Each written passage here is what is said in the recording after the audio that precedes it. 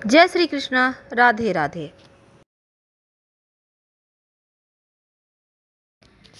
मिथुन राशि वालों, आज हम आपके बारे में विस्तार से जानेंगे। अभी तक हमने जाना आपके व्यक्तित्व, आपका भाग्यांक, आपका दुश्मन, आपके मित्र या फिर आपका जो विवाह के बारे में। लेकिन आज जो हम बात करेंगे वो आपके बारे में और विस्तार से। तो अगर आप मिथुन राशि के हैं तो देखिए, वैसे तो हर 12वां व्यक्ति मिथुन राशि का है, लेकिन मिथुन राशि के भी 3 हिस्से होते हैं। यानी मिथुन राशि, हर मिथुन वाला एक तरह का नहीं होता, बल्कि 3 तरह के होते हैं। यानी 3 नक्षत्र से मिलकर बना है मिथुन राशि। और ऐसा आप कह सकते हैं कि मिथुन राशि के 3 हिस्से होते हैं। तो मिथुन राशि में जो 3 नक्षत्र है वो है मृगशिरा, आद्रा और पुनर्वसु। तो मृगशिरा वाले मिथुन राशि के लोग अलग तरह के होंगे, आद्रा नक्षत्र वाले मिथुन राशि के लोग अलग तरह के होंगे, और पुनर्वसु नक्षत्र वाले मिथुन राशि के लोग भी अलग तरह के होंगे। तो आप सोचेंगे कि नक्षत्र का प्रभाव ऐसा कैसे। आज हम यही तो आपसे साझा करने वाले हैं कि मिथुन राशि जो है वो बुध की राशि है। और मिथुन राशि की खासियत ये है कि मिथुन राशि के जो लोग हैं ना, एक तो वायु तत्व की राशि है, द्विस्वभाव की है, और मिथुन राशि का नेचर होता है दुविधा वाला। यानी इनके अंदर 2 तरह का नेचर पाया जाता है। तो इसी कारण ये द्विस्वभाव की राशि है। हाँ ना की स्थिति में अक्सर ये फंसे रहते हैं। सूर्य को मिथुन राशि सबसे ज़्यादा प्रिय है, क्योंकि सूर्य जब मिथुन राशि में आते हैं तो जीवन में बेहतरीन परिणाम देते हैं। तो हम बात कर रहे हैं कि मिथुन राशि के 3 हिस्से हैं। तो दुनिया का हर मिथुन वाला एक तरीके का नहीं होता। तो कुल मिलाकर जो मिथुन वाले हैं 3 नक्षत्र के कारण इनका प्रभाव अलग हो जाता है, इनकी प्रवृत्ति अलग हो जाती है। और इनके जीवन में अगर कोई परेशानी है तो कैसे आप अपने नक्षत्र को बेहतर करके आप अपने जीवन की मुश्किलों से बाहर निकल सकते हैं। तो उसके पहले अगर आपने हमारे चैनल को सब्सक्राइब नहीं किया तो प्लीज़ सब्सक्राइब करें, वीडियो पसंद आए तब लाइक करें। और ज़्यादा जानकारी के लिए आप हमारे वेबसाइट पर भी आ सकते हैं। वेबसाइट का लिंक आपको डिस्क्रिप्शन में मिल जाएगा।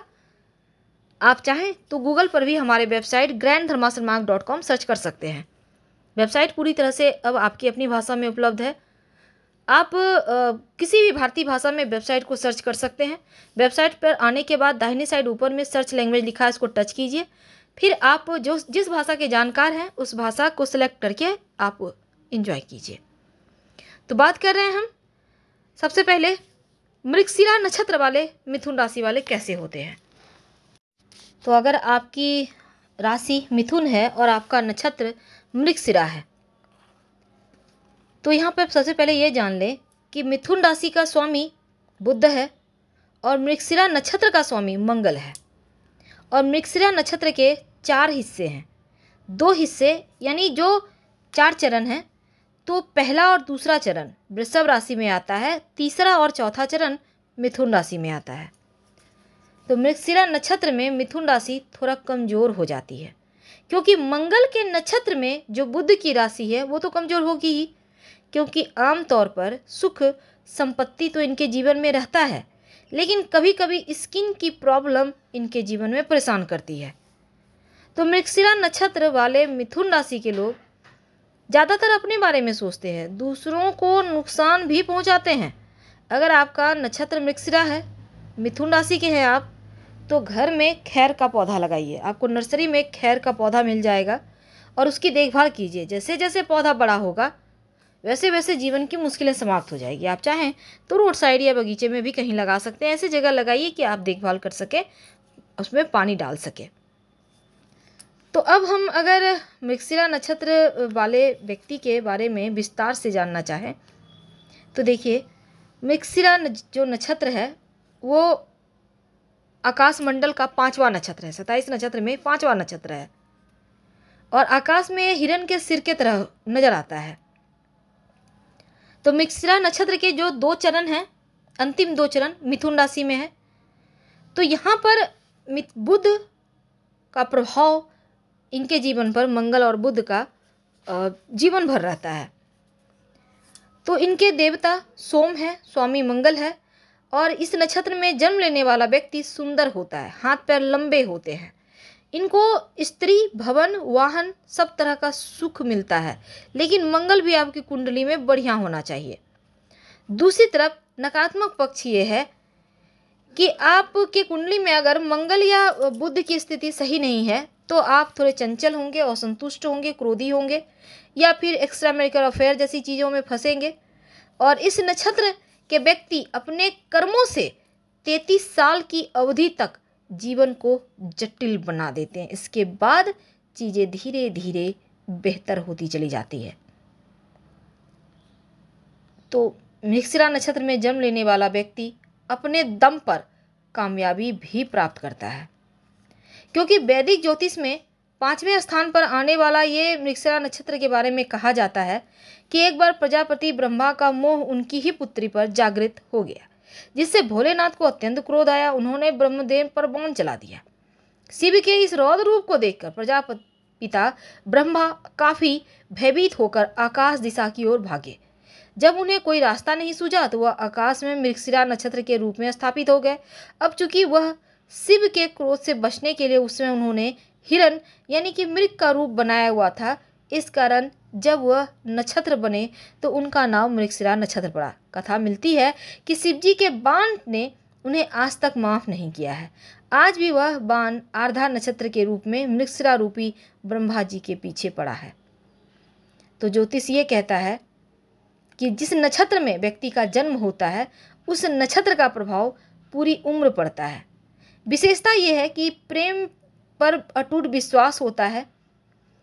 कई बार ये भरोसा ज़्यादा करते हैं, और इस नक्षत्र में जो लोग अपने हाथ में काम लेते हैं मेहनत लगन से पूरा करते हैं, अच्छे दिखते हैं, आकर्षक व्यक्तित्व के स्वामी होते हैं, और साथ ही सबसे प्रेम करने वाले होते हैं, ढेर सारे मित्र होते हैं। इनका वैवाहिक जीवन कुल मिलाकर बेहतर होता है। लेकिन अगर हम दूसरी तरफ बात करें तो मृगशिरा नक्षत्र वालों को भ्रमण करना अच्छा लगता है। इनका सफ़ेद रंग प्रिय है। इनका चेहरा बहुत ही सुंदर आकर्षक होता है। हालांकि स्वभाव से चतुर और चंचल होते हैं। धन को सोच समझकर खर्च करते हैं, इसी कारण लोग इन्हें कंजूस कहते हैं। किसी भी निर्णय पर पहुंचने के पहले 4 बार सोचेंगे, फिर आगे बढ़ेंगे, और गुस्सा हो जाएं तो बाद में पछताते भी हैं। तो ये लोग हमेशा ऊर्जा से भरे होते हैं। अब स्वामी ग्रह मंगल है तो इनका दिल साफ होता है। कोई इनके साथ छल करे तो माफ़ नहीं करते। वैवाहिक जीवन इनका अच्छा होता है, और उम्र के 33 साल के बाद अचानक से जीवन में सब कुछ बढ़िया हो जाता है, भाग्योदय हो जाता है। लेकिन दूसरी तरफ कुछ उपाय होते हैं जो आपको करने से जीवन आपका बेहतर हो जाता है। मृगशिरा नक्षत्र वाले व्यक्ति के हाथ पैर पतले होते हैं, और इस नक्षत्र वाले जो होते हैं वो साधारण है दिखते हैं, मतलब बॉडी से, पर लंबे चौड़े भी होते हैं, पर हाथ पैर थोड़े पतले होते हैं। रंग इनका थोड़ा मध्यम होता है, और बचपन में इनको थोड़ी सी बीमारियां परेशान करती है। घर परिवार के लोगों से प्रेम करने वाले, लेकिन गलतफहमी के कारण कई बार पारिवारिक प्रेम नहीं मिल पाता। किसी की गलती ना होने के बाद भी परेशानियां रहती हैं इनके जीवन में। कई बार 2 लोगों से विवाह यानी कि 2 पत्नी वाला भी इस नक्षत्र को कहा जाता है। तो 32 वर्ष की उम्र तक स्थिर नहीं हो पाते जीवन में, लेकिन 33 साल के बाद जीवन में खूब उन्नति करते हैं, खूब धन कमाते हैं।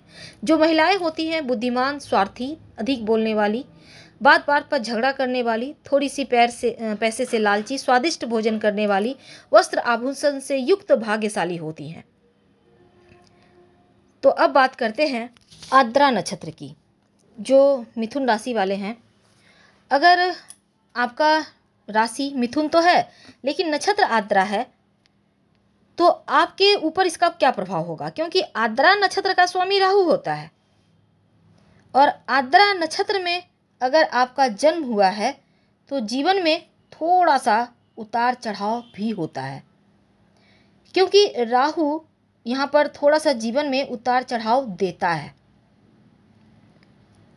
अब देखिए, आपको मेहनत के बाद सफलता मिलती तो है, लेकिन जो आर्द्रा नक्षत्र वाले मिथुन राशि के लोग हैं राजनीति के क्षेत्र में, शेयर मार्केट में बहुत सफलता पाते हैं। मुश्किल सिर्फ ये है कि कभी कभी गलत निर्णय लेकर बड़ी मुश्किल में भी फंस जाते हैं। तो अगर आपका जन्म नक्षत्र आर्द्रा है आप मिथुन राशि के हैं तो पाकड़ के पेड़ में जल डालें, आपको लाभ होगा। सुबह शाम नमः शिवाय का जप करें तो जीवन की मुश्किलें समाप्त होगी। लेकिन अगर हम और विस्तार से जानना चाहें कि आर्द्रा नक्षत्र कैसे होते हैं ये लोग, तो आर्द्रा नक्षत्र वाले के जीवन की मुश्किलें क्या है।